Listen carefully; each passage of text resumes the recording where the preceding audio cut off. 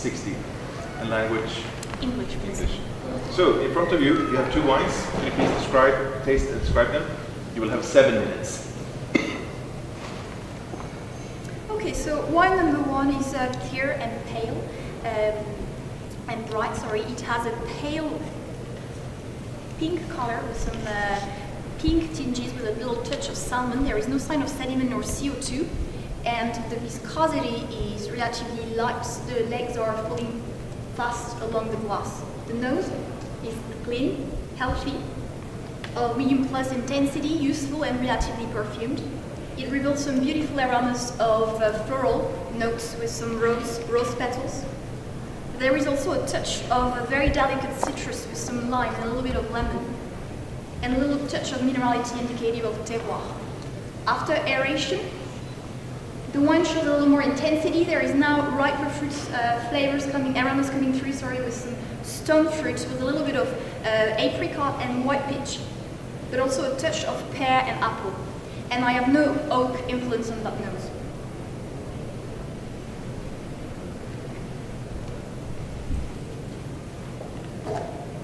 The palate is dry, it's light, very elegant.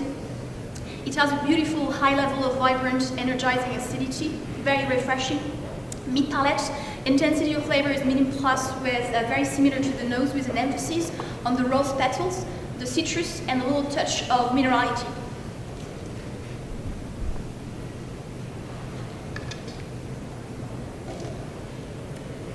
The mid palate has a lovely, slightly rounded texture than the attack. There was a lovely presence of glycerol. Level of alcohol is medium plus, but it's well integrated, well supportive.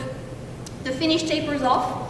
There is a little sensation of tannins on the finish, fine grain tannins, very, very subtle, but bringing an extra dimension to this wine.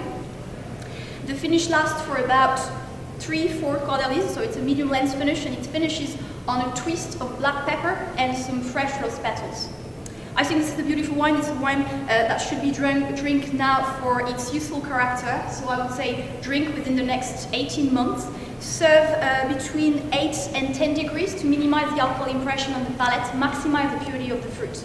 I would serve this wine in some tulip-shaped glasses to deliver the beautiful perfume of that wine. And I would like to serve it with a salad niçoise. I think this wine comes from a relatively warm climate. I think this is a blend, probably based on Grenache and Nouvelle, and I would say this is a rosé from Provence in France, vintage 2014.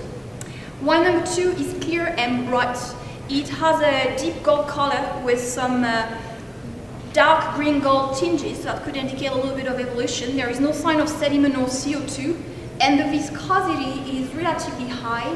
The legs hold the glass and form regular arches. The nose is clean and healthy. It is of medium to medium plus intensity, but very refined. It reveals straight away some aromas of honey. There is also a touch of candied fruit, especially candied citrus peel with some orange and some bergamot. There is also a touch floral with a little bit of violet. After aeration, the wine shows a little more complexity. There is now some dried fruit coming through. There is some sultanas and a little bit of fig. Also some sweet spices with a little bit of vanilla and cardamom and cinnamon that could indicate that this one has been aged in oak, but I will have to confirm this on the palate. Overall, it's a beautiful wine with a lovely multi-layered style to it.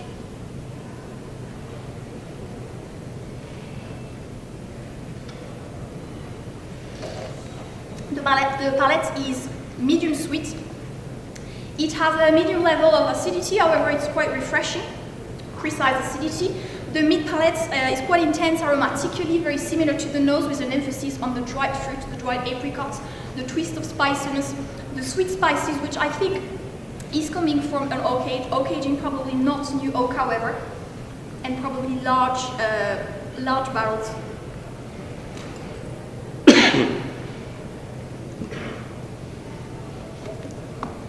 The level of alcohol is on the high side, but it's well integrated. A little bit warming maybe towards the finish, but overall very balanced. In terms of texture, it's quite ample, rounded, creamy on the mid palate, beautiful, soft, smooth texture, and then it tapers off and it finishes on a very long, lingering finish that lasts for about 6-7 caudalis, and it finishes with a twist of bitterness, which is actually very pleasant, very refreshing, and the dried fruit, and the presence of a little bit of dried apricots.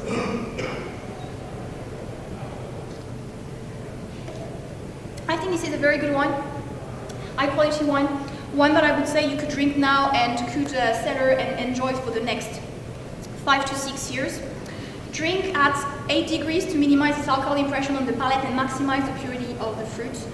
Serve in some tulip-shaped glasses to allow this beautiful intensity and complexity to show off. I would serve this with foie gras served pan-fried with some toasted almonds and maybe a bergamot syrup sauce with it. I think this wine comes from a relatively temperate climate. I think this wine could be a blend.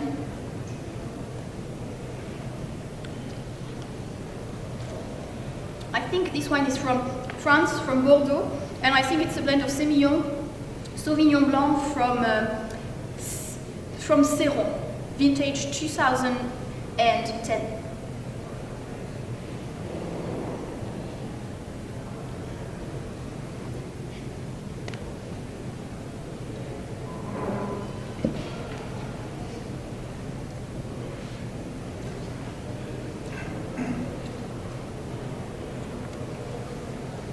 I'm finished, thank you very much. Thank you.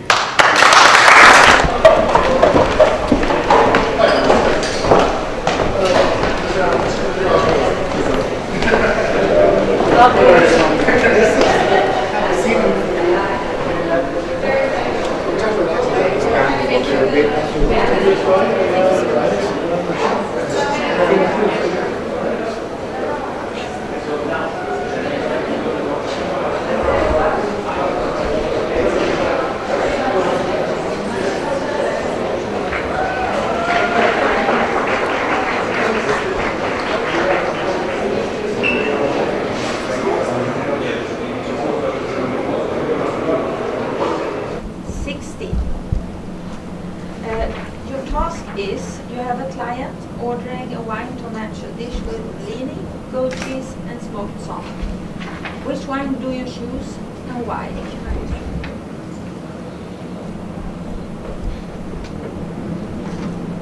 I'm ready.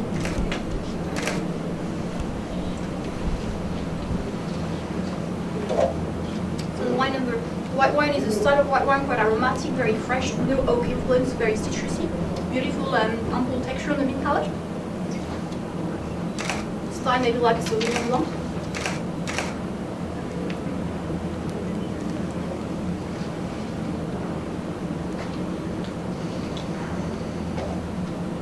The red wine is a very elegant style of red wine, actually very juicy, very mild tannins, beautiful fruit expression towards probably that style like a Blau Frankish or the style of grape wines. So I'm going to now taste the blinis.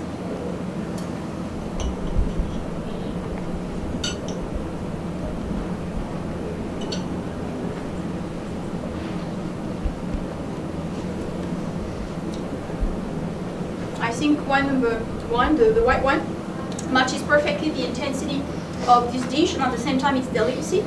In terms of acidity, it really balances not only the richness of the cheese, but also the oiliness of the smoked salmon.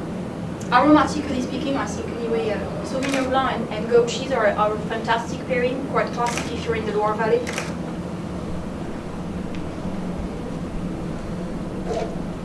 So I would definitely say that this works very, very well. It's beautiful, and actually the minerality of the Sauvignon enhances the smokiness of the salmon, and then it's like a play between the minerality and the smokiness. Really beautiful pairing.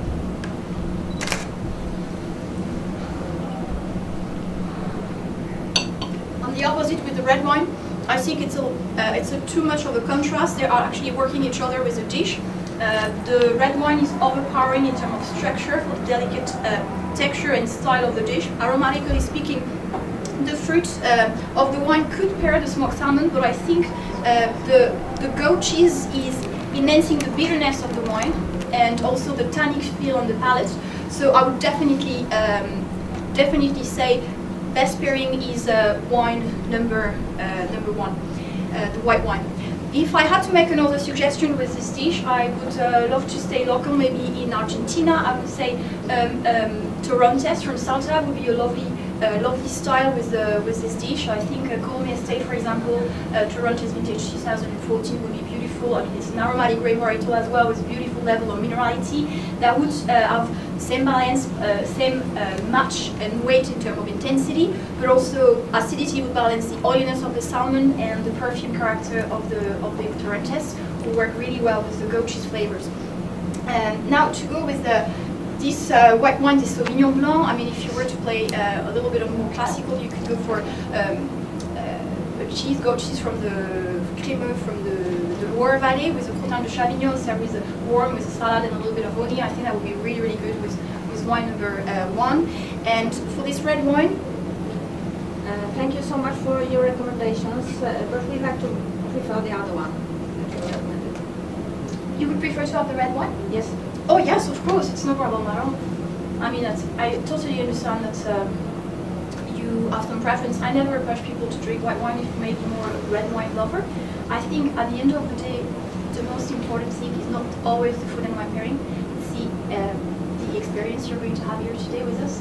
So if you're going to have a pairing that in theory works better, but you're not going to enjoy the wine, I think you're not going to have the perfect time. So I would definitely recommend you then to go for the red wine. And I might serve it a little bit cooler if you want to have with it. When I say cooler, I would serve it around 16 degrees. I wouldn't serve it too chilled.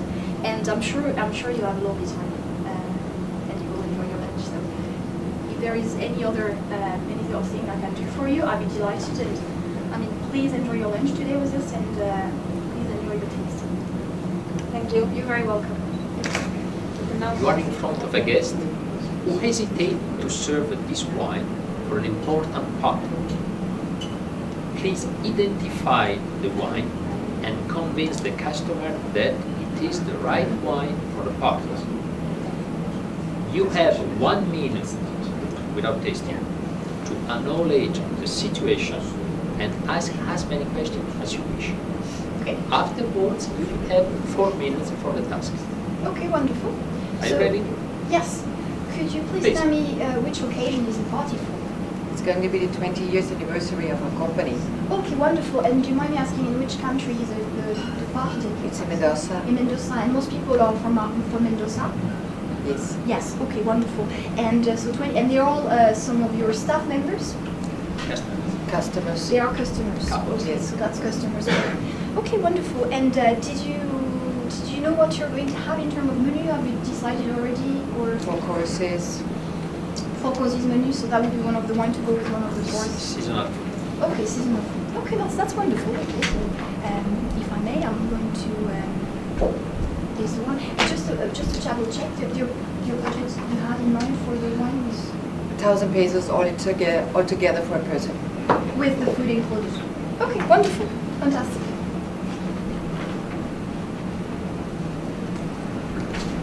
Ready? Yes. Okay, just 4 minutes from now.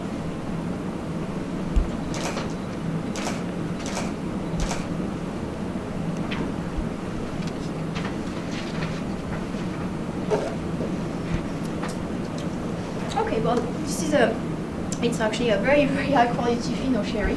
So from Spain, 45 wine, but very light style, very refreshing to start with. So I would definitely think that this one would be a lovely way to start. It's nice, fresh and light to start with a touch of saltiness that is really cleansing. That would be a lovely thing for your aperitif. I think in terms, there is in a way a lovely connection, I think, between Spain, there are Spanish speaking, there is like a culture of Spain, I think there is a link with Argentina, so it's nearly bringing a little twist out of being Argentinian, but still keeping a link, so that's, I think it's a lovely touch about it. In terms of the wine pairing, I think if you had it for the aperitif, we could organize some canapes, which I think already organized on your menu for what I understood, and with this we could serve you whether we could do a double canapé, so maybe just some salted almonds, very classic in Spain, that would work extremely well with this Pinot Sherry. And the other thing is we could do some light empanadas from Argentina, and it would be lovely if we maybe put quite a little bit of white pepper in the empanada, just to try to match, to balance the spiciness of the empanada with the freshness of the fino. It's a style, I suppose we could. I think it would be lovely if you want. I mean, it's a 20s party for your business, to maybe have somebody explain the wine and explain the pairing. Just when we are serving it, very brief. I know some people are not here to listen to somebody talking for the night, but it's always nice to have a little kind of touch of explanation as well of the wine pairing. So that's something that we could definitely do. Now, we would.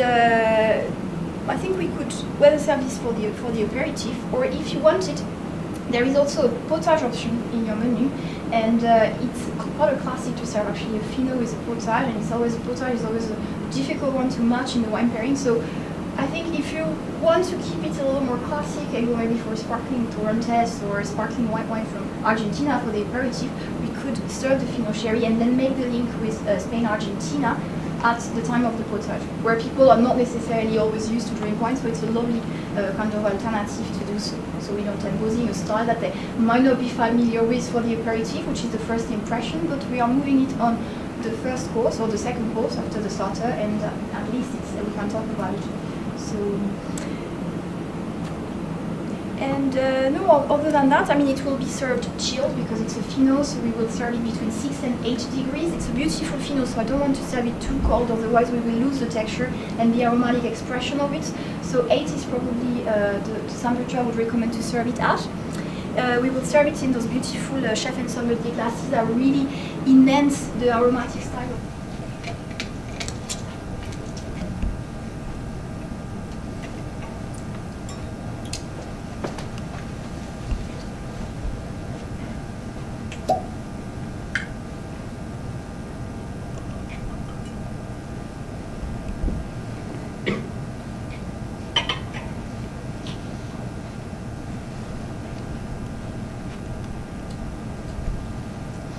So it's a wine with a beautiful intensity of flavors. It's has a lot of dark fruit flavor on the palate, a touch of chocolate. It's very generous, very rounded, very smooth. And I think it is served, it should be the right temperature there, I think, because your air conditioning is quite low. So it will be, it's drinking really, really well. Now if you like LBV port or Vin Doux Naturel, I think it's a lovely option to have this. So what I do is I organize this for you now so you can have it. I'm going to serve it to you in those smaller glasses. They really concentrate and enhance the beautiful purity of the fruit instead of the big glasses. I think it's more of a dessert wine as well as a style.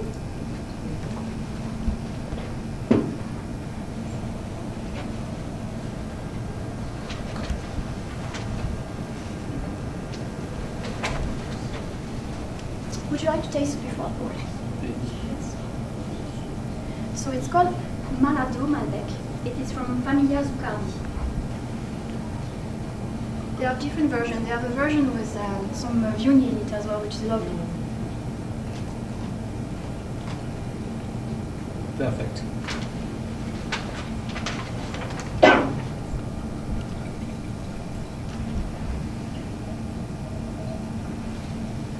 You're very welcome.